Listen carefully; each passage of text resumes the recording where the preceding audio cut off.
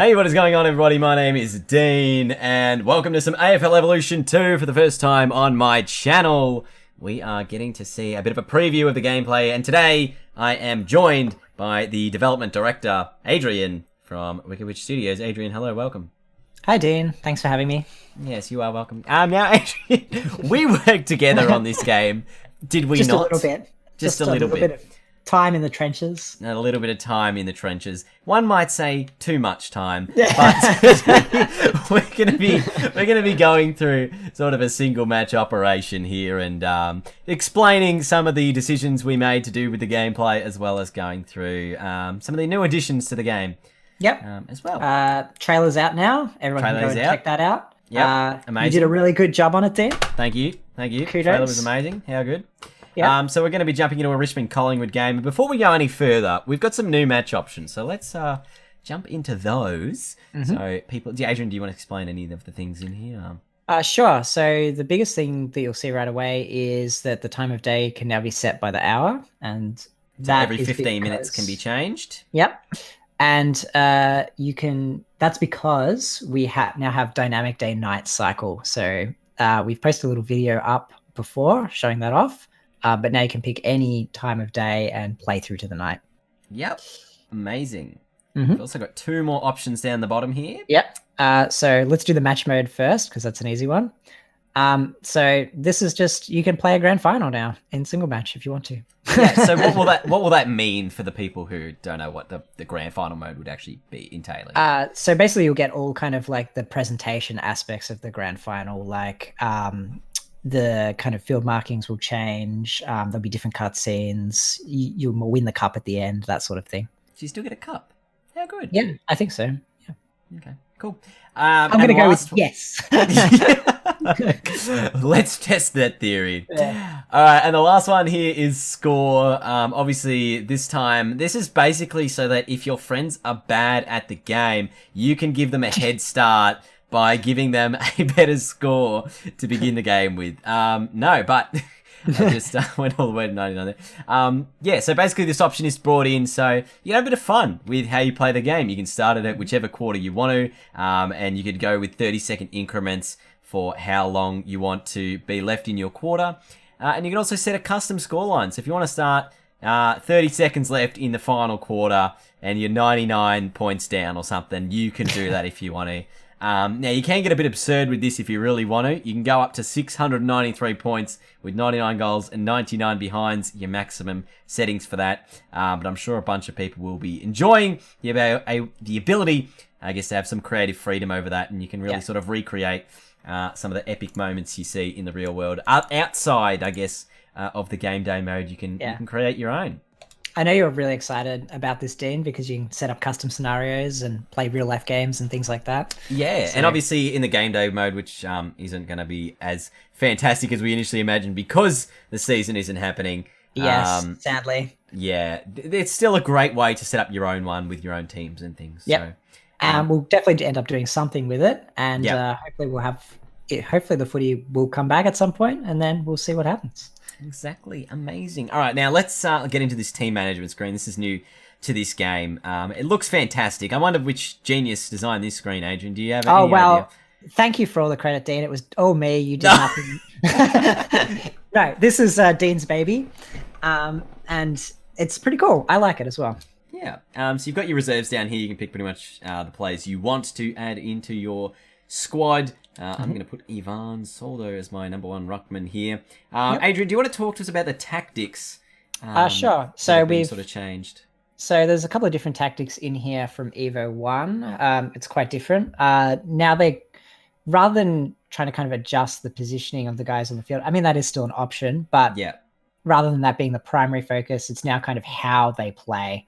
So you can change things like how far they set up, what kind of like whether they're going to spill the ball when they're going to make it when they're getting tackled, or whether they're going to try and hold on to it and force like a ball up or something like that.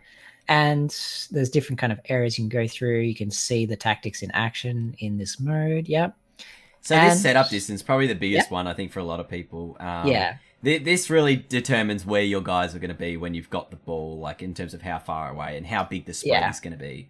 And that's kind of whether you want to play more of a handball-based game or whether you want to play more of a kicking game as well. Yeah. The other one I've noticed really has a big impact on the game is the positioning of your players.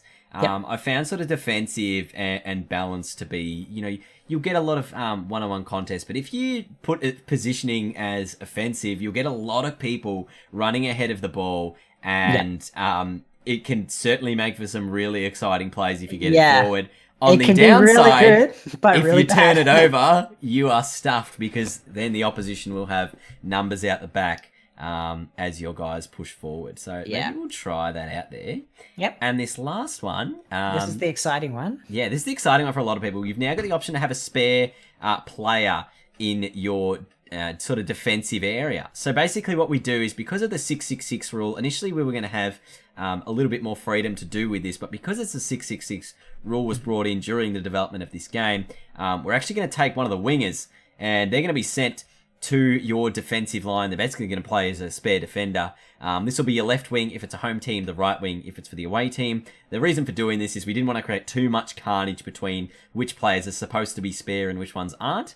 So you can either be proactive or reactive with your spare player. So you can either choose to put your guy back there, which is sort of the proactive approach. And then you can react in 3 different ways. So you do have a little bit more freedom with how you react, but obviously if you are being proactive, you're the one making the decision to play with a spare player.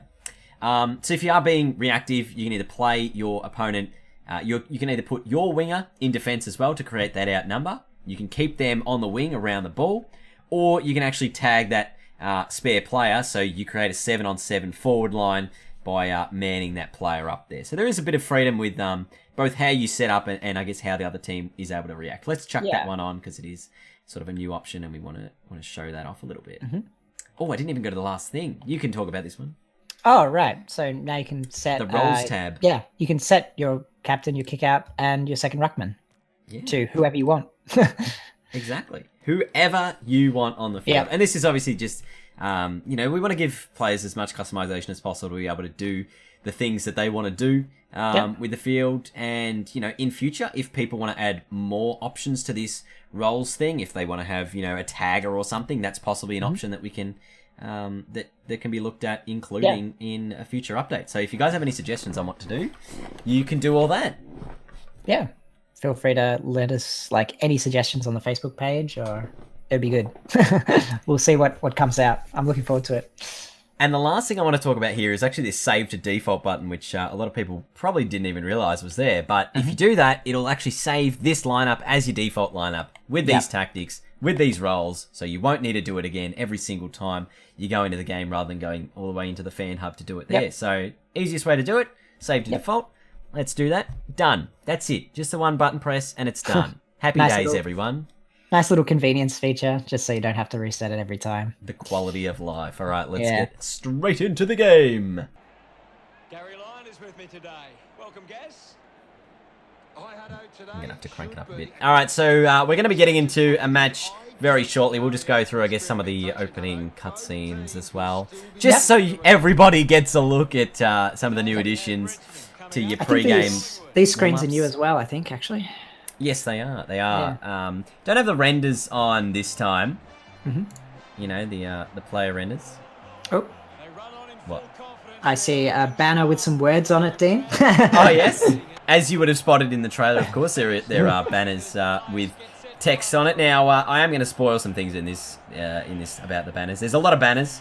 You'll have various banners throughout your season. You'll have some game-specific banners depending on maybe milestone games. You'll also have some banners related to, if it's a final or not, it might be a special banner. So you'll have to look out for those as you play through career mode. Those things will pop up during career mode and competition. So you'll have to have a look at how those things unfold.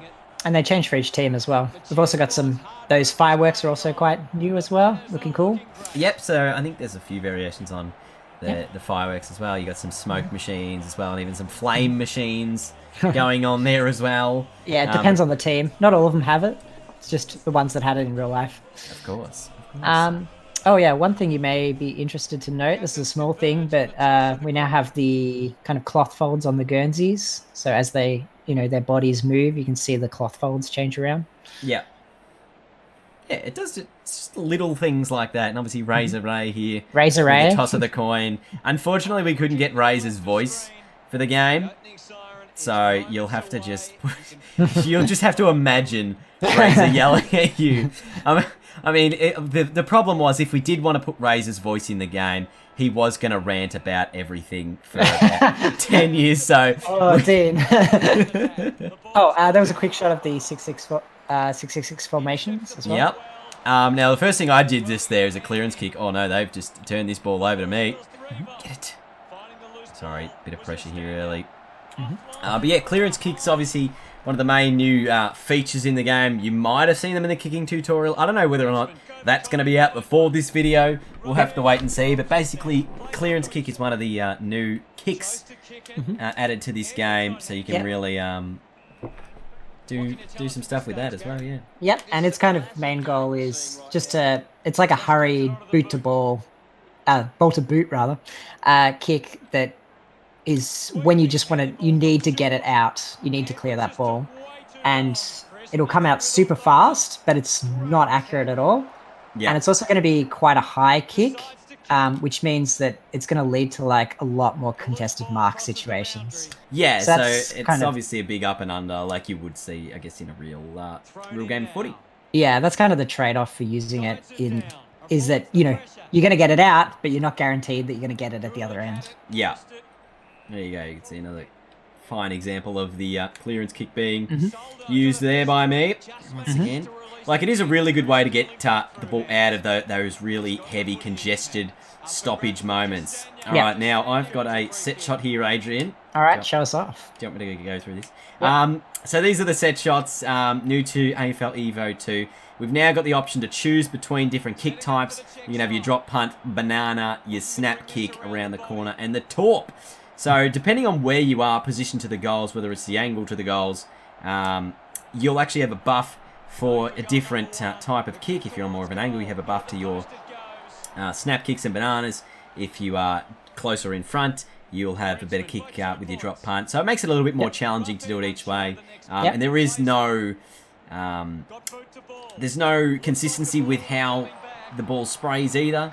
If you get it in the yellow or the red, it'll either spray right or left. So you won't be able to choose which way you stuff it up, if that makes sense. Can you switch to a torp, Dean? No. So you'll see Dean hates torps. You can see that the accuracy section for the torp is much smaller. So you can see it's going to be much harder to perform torps. Yeah. In this game as well. I was not compared able to a to drop get punt. And obviously, if you don't hit that kick quite correctly, you will lose a little bit of the power that it's supposed to have. So obviously, I didn't hit that torp correctly, so it didn't quite carry the whole distance as well. Yep. All right. All the Pies, they've got some numbers out there, and there's my spare defender, Josh Caddy, just chilling in the back line. Should give me a chance. There's definitely a lot of. Ooh, that was nice. There's definitely a lot of. You can kind of see all the formations of the players moving around at this point, and one of the cool things that's different in this game is that you will see all these players kind of flooding forwards and focusing around the ball. They're not kind of tied into their positions on the field quite so much in this game. Yeah. And I guess by not being tied into those positions, it sort of allows players to rotate a bit more throughout the field and their position. See here, my mids have all run forward, expecting me to win that ball, and it's left a few guys outnumbered in that Collingwood forward line. Yeah, so you will see, kind of some players on their own that you can manage to... Oh, not quite. He's just rammed into the fence. You'll see some players kind of on their own making positions available for you. Here's kind of a good example. You'll also notice there's a player setting up for the switch. Yep. So you can trade now. Yep. Look at that. Now I'm away. Here we go.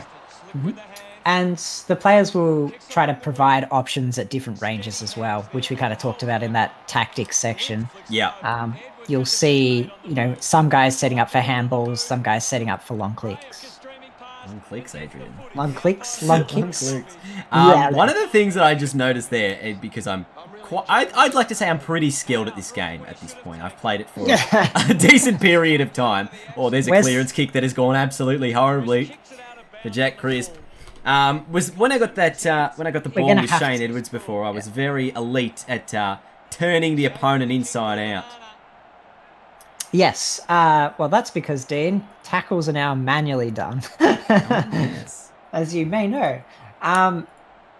So rather than being in Evo 1, where you had to essentially just hold down the button and your guy would run to the defender and tackle him automatically, now you've actually got to hit the button and time it so that your guy is going to tackle the player.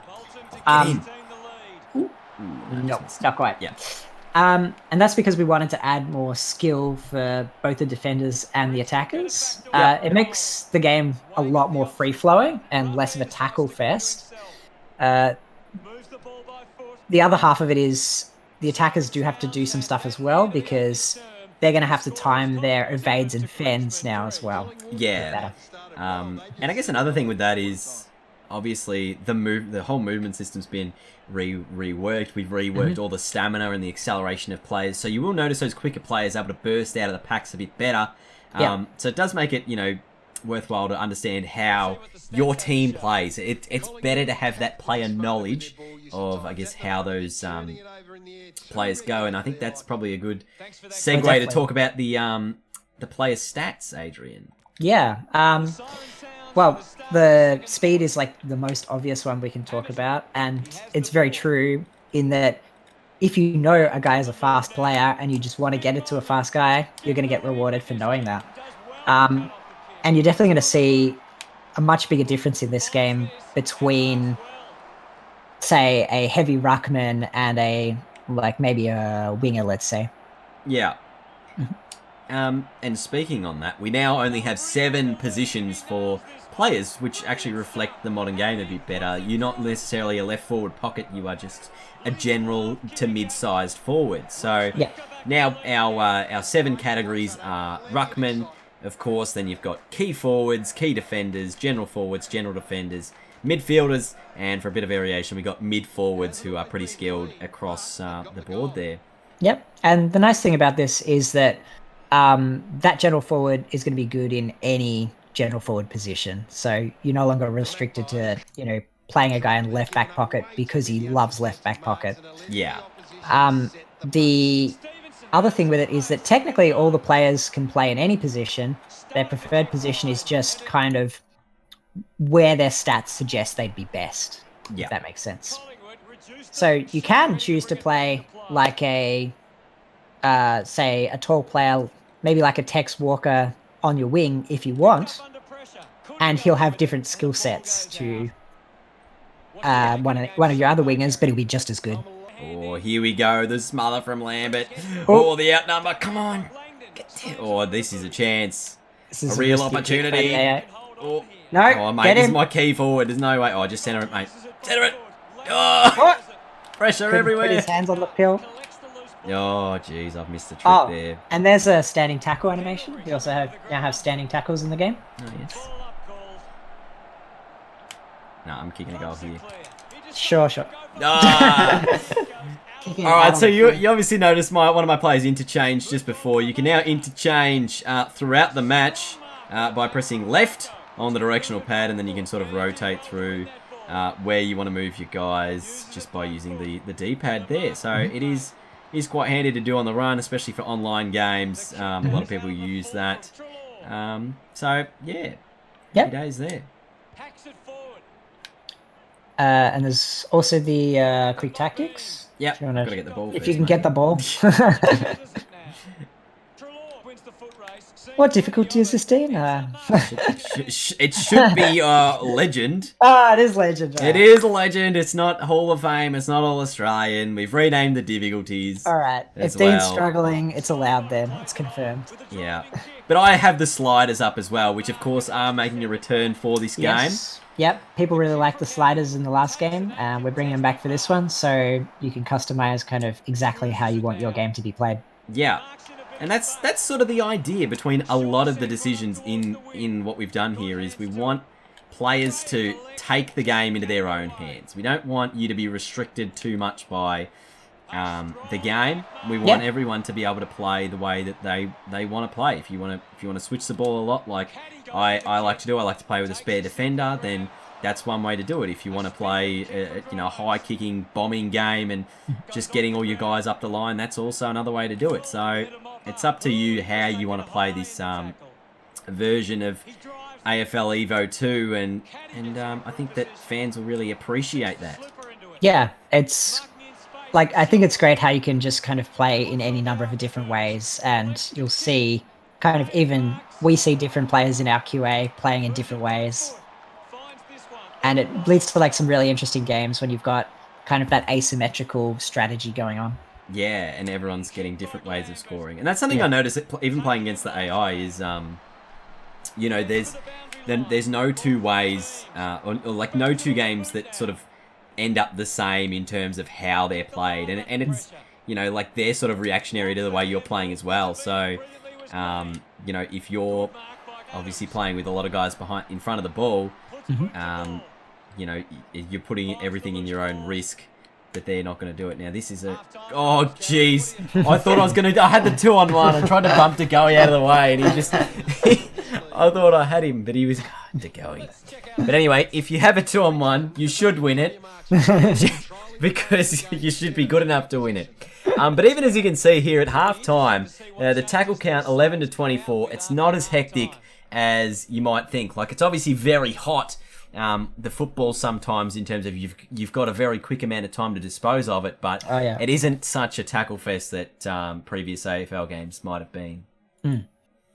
That's something we're kind of going for, where we just want that kind of free-flowing gameplay where you can move the ball around and not kind of get too caught up in too many essentially like penalty situations. Another thing I'll just point out quickly is it's a reasonably low-scoring game, obviously 1 goal each to half-time.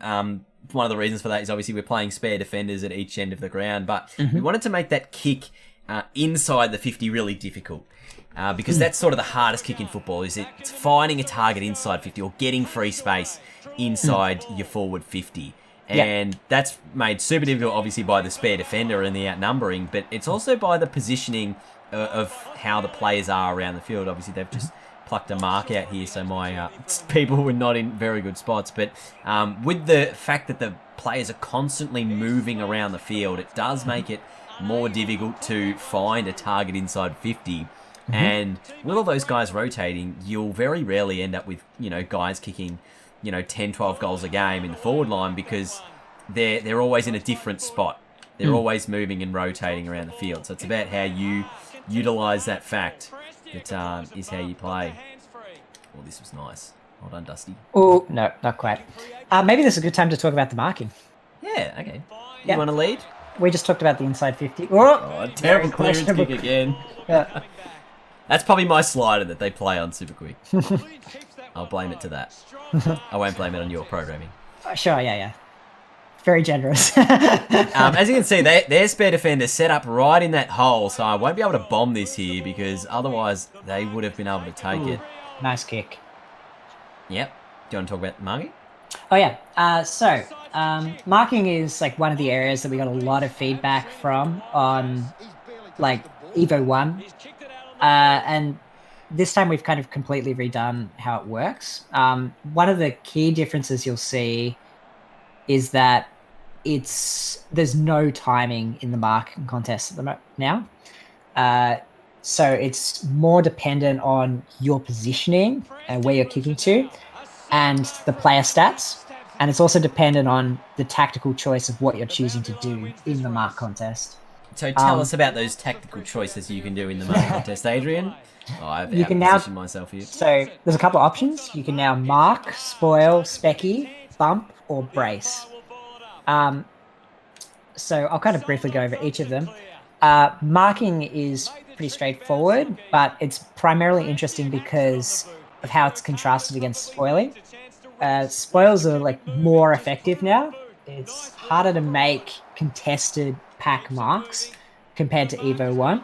You're going to see a lot more ball spillage from kind of contested situations. Like so even if you get hands to it, you might not necessarily mark the ball. Oh, that was nice work from Roger.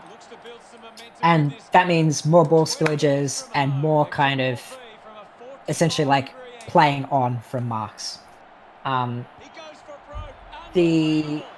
We now have speckies with a dedicated button, which is another change from Evo 1. You still need to be in the right position, and if you mess them up and don't actually touch the ball, you're going to get a penalty, just like in real life. Yeah, that hands in the back for launching on a guy and not getting near it. Yep.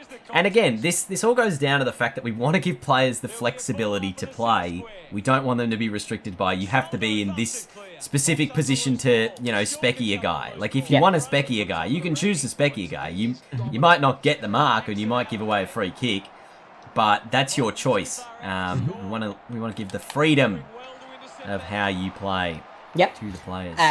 And the other interesting part of the marking is we now have a brace button. And the brace button we've brought in because bumps in AFL Evo 1 were a bit of too much of an I win in the mark contest. Many a Dean video I've watched where he abuses it against my AI to shove him out of the way and take the easy mark in the goal square. Yeah, definitely was instrumental in a number of my comebacks. So now you now have the brace button. So you can hit that and essentially your player is going to plant his feet and you can't move while you're doing it. But if the enemy attempts to bump you while you're bracing, you're just going to hold them off and bump them out of the way. Yeah. So it's essentially a counter button for bumps. Yeah. Oh, see? That AI braced then because I definitely tried to bump them and they definitely shoved me back. But yeah, it is obviously a good option to have, is choosing to bump or brace, because if you do choose to brace, you might not be in the best position to mark the ball. But on the other side of the coin, if you are in the best marking position, it really forces the opposition to, try and spoil you because you are, you're ready for that bump if they're trying to knock you out of the way. Yep. And apart from that, we've also just done a bunch of work on making the marking contests look more realistic. You should see kind of a lot more players going for the ball at the front as opposed to kind of, the classic bug in the old game was the ball kind of phasing through someone and someone taking a chest mark, which, everyone hates. Yeah. Now, we'll point out, just for everyone viewing, that this is not the final version of the game. No, this is Dean's advanced copy. Just in case anyone was wondering. That's what we'll call it. His deep... The Dean version. Yeah. Oh, there we go. All right, the comeback's on, Adrian. I'm telling you. That was the first goal of the last quarter. I'm just going to turn it up here because I need to. I need to get back in this game. I'm getting absolutely stomped. Maybe this is a good chance to talk about the clutch stat. Oh, so yeah. This is a new stat we've added to the game.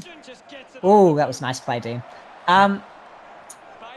This is a new stat we've added to the game, and essentially it's individual for each player. They have their own clutch stat, and based on that stat, they'll play better or worse in kind of the situations where they need to really step it up a notch. So like when you're losing in the last quarter, Dean. Yeah, so we're dead even in the last quarter, at the start of the last quarter here. Richmond, obviously, I'd like to think they're a pretty clutch team, so maybe they'll get a little bit of a boost to get them back in the game here. Now, I'm sure the big question everyone is wondering is, Dom Sheed kicked the goal to win the grand final in 2018. What's his clutch stat, Dean? Well, it should be 99. I don't know what is more clutch than kicking a grand final winning goal. So if it's not 99, someone can email me specifically and be like, Dean, why is his stat not correct? Because it should be 99. So that is all I'll have to say on the matter. Also, you can hear the commentary a little bit in the background, maybe, depending on what Dean's putting into this video. Yeah, it's probably going to be really quiet in the background, only because, we want our speaking to be overpowering. We don't want Hutto interrupting us too much, but he is very nice, very good. Brand new commentary script. Changes the tempo, is that the correct word? Of how he says things depending on the state of the game. Obviously, we're in the last quarter, and it's a very close game, so Hutto's going to be as upbeat as possible, which is a new feature we didn't really talk too much about publicly, is that Hutto will actually change how excited he is depending on the state of the game. So you will hear him get really revved up at this moment as De Goey puts it through. So that's yeah, that's one thing you'll notice as playing. It might be sort of a subtle thing you'll notice, but it's certainly there. And here's my guys running off the back of the square, which is what you get in that offensive mode. Front and centre, Baker. Oh, that's a big tackle. Oh, Absolutely massive. and just like how Hutto gets more excited, the crowd will as well. And we've also got the team chants in this game, which you'll hear play from time to time. Oh, no. Oh, post. Damn it. Richmond now only trail by Rufford, weighing up the options now. Oh, mate. This is always tense. Every time I've recorded this video with you, it's tense. We've done this about 7 times, by the way, everyone. I just thought you would know. We're finally getting it right this time. Not that bad. Not that bad. Oh, get it. Oh, Not 15. Oh, where's the clutch stat when you need it? Dean. Oh, what? I could fend it off. All right, you've also got these quick tactics, which is probably a bad idea to bring it up now at the late of the game, and I'm going to flood everyone forward if possible. Late in the game, I need as many numbers down in that forward 50. It's go time. We'll kind of let everyone experiment on those by themselves, because right now it is go time, as Adrian has said. So you can use those tactics by pressing down on the D-pad when you've got the ball. Certainly good for, I guess, putting the ball up the line if you want to add extra numbers down there. But again, it's all about how you want to play the game. That's it. It's about how everyone wants to do things differently. Some people want to use a corridor. Some people want to use a boundary. Some people want to run with a chain of handballs. It's all about how you want to play the game. And right now, I needed to score. You're running out of time here, Dean. I know. I'm really in strife. My high risk, high reward strategy of putting everyone forward has not quite worked. Go the top. Oh, out of the back. Pick it. Oh, Yes. Oh. nice one. Surely the siren goes. All right. Oh gee, 28 gone in the Damn. last quarter. Also, bit of I am pressure using here. I am using the count up continuous stat, everyone. In case you are wondering for the clock. Yep. Oh, he's put it through. Oh, hurts me to see, Dean. Hurts Oh, me to see. tell you was what, rooting for I the know I AI. need to change my tactic now to just shove everybody back. I cannot have players running forward of the ball here, and I need that extra spare. Oh. Oh, gee, there can't be long remaining. Yes! Oh, I mean, what a game, Adrian. What a game. Well played, Dean. Well played. Yeah. Hurts you my very heart much. seeing you beat the AI. All those anti-Dean tactics I put in. Oh, how exciting. And that, ladies and gentlemen, is AFL Evolution 2. Yeah. Hope you enjoyed the video. Yeah, this is going to be super raw. I don't think there's going to be much I have to cut out of this. This is just a stream of consciousness, isn't This it? is fantastic. No, there's probably stuff we even missed covering in this video, but there is a lot of there's so much to cover. There's so much stuff that's changed from the last game to this one. We've basically got, I don't know, got something and just gutted it. And we've just rebuilt it. Is that the best way of saying what happened? Yeah. Well, we basically did. We had to change so much from the last game. I hope everyone appreciates all the little things that we've put into it as well. Like the worm. Like the worm, so you can see how up and down this game was. And even in that last quarter when you thought I was going to take over, Collingwood got one back. And then right at the post, you see me pip them. So you can see your own epic comebacks in the game as well. Happy days. Yeah. There you go. Alright everyone, thank you for watching. We hope you did enjoy it. Leave your thoughts on AFL Evo 2 down below. If there's anything you would like to see in the game, you can always do that as well. Or you can message the AFL Evolution Facebook page if you'd like. Otherwise, thank you for watching. Smash like, go buy the game, and I'll see you all later. Thank you, Adrian, for joining me as well, by the way. Thanks, Dean. Always good. Goodbye. Bye.